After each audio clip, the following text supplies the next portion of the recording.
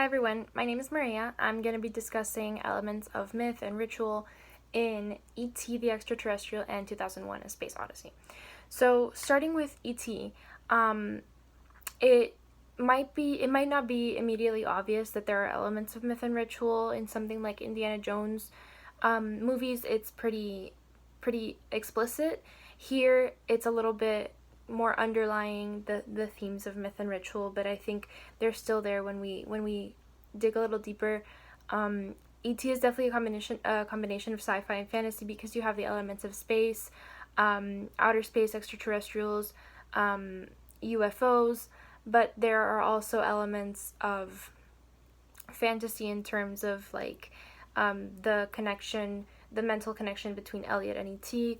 and things like that. So here I would say E.T. is referencing myths that we have as a culture or maybe as a country about space and about extraterrestrials, and maybe challenging some of those ideas by placing an extraterrestrial kind of within children and how, kind of suggesting that maybe if extraterrestrials exist, they could be something like E.T., but there are definitely myths in our culture that deal with outer space, and this is kind of taking those myths and reimagining them.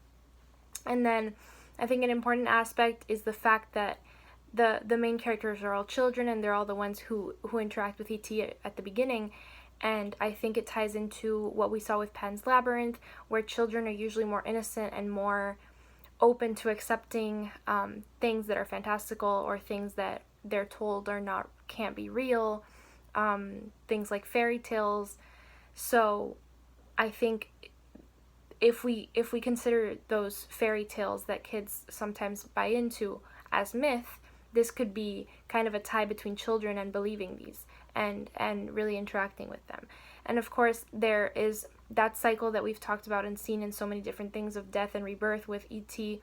and Elliot, their lives tied together, them coming close to dying, E.T. actually dying and then coming back to life and leaving from where he arrived on planet Earth. So it's kind of a full cycle.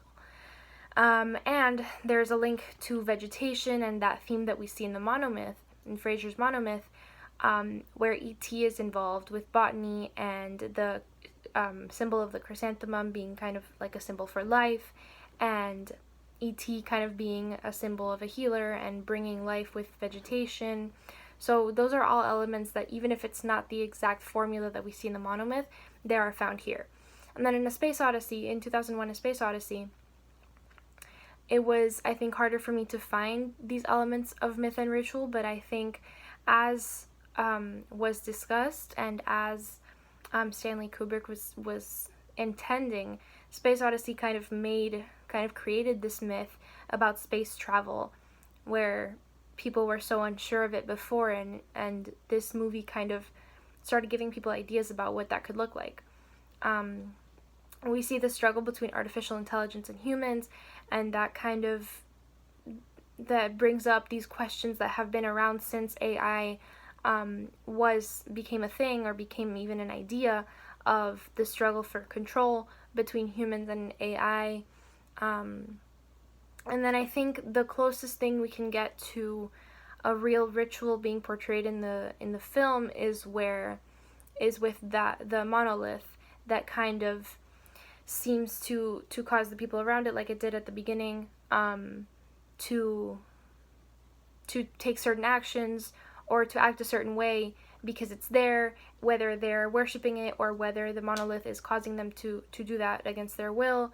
And I think that might speak to, if that ritual comes first of taking these certain actions around the monolith, then in that scenario a myth might emerge to explain that, where it started with an action and the myth came second. So that's an idea that some myth ritualists consider. Yes, myth and ritual are tied together, but which one comes first? And some do say that the ritual comes first and the myth comes afterwards to explain the ritual. So that could be something that might be implied by the film. But since it is a sci-fi film, and it deals very explicitly with traveling outside traveling to the moon and is pretty realistic of space travel. It was not very clear to me that there were a lot of elements of myth and ritual, but there are some here and there are always these kind of underlying themes of conflict and, what defines humanity and human nature. So I think in both films, we can see similarities and we can see elements of both myth and ritual. And I think they're always going to be underlying in almost any story that we're telling, regardless of the genre or the story. Thank you.